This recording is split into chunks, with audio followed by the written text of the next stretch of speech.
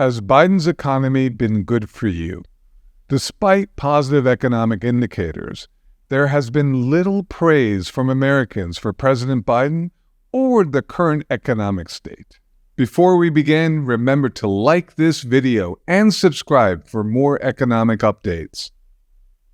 GDP in 2023 grew at a respectable 3.1%.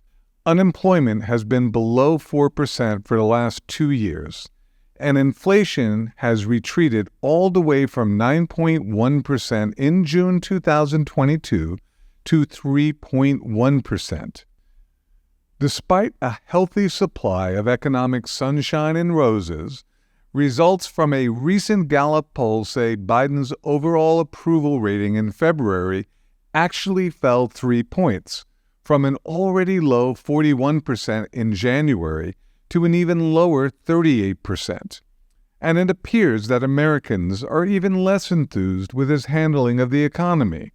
Just 36% of Americans approve of that.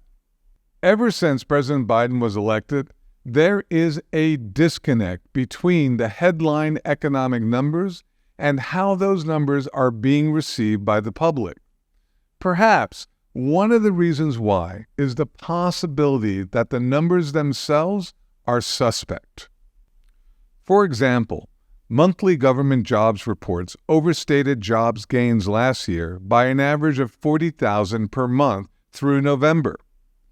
Concerns are growing about the reliability of the nation's most widely followed inflation measure due to poor data collection. Bloomberg recently stated it calls into question the accuracy of the widely watched U.S. inflation data.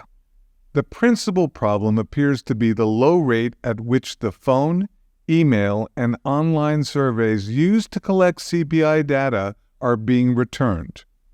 The Labor Department says that figure was just 71% in 2023, well below the health crisis rate of 80%. The survey response rate is even worse for other high-profile pieces of government economic data. The JOLTS report, which tracks job openings and employment changes, may not be reliable because only 31% of those surveyed actually responded.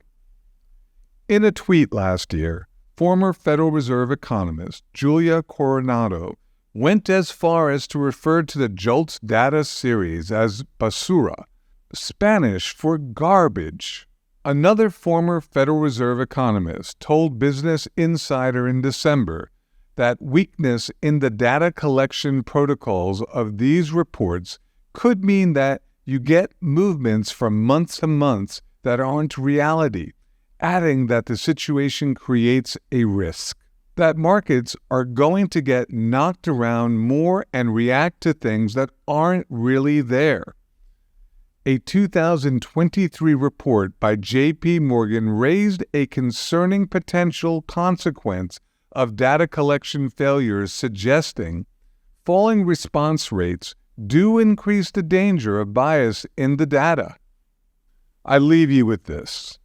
There does seem to be a gap between the positive government economic reports and how Americans actually feel about the economy.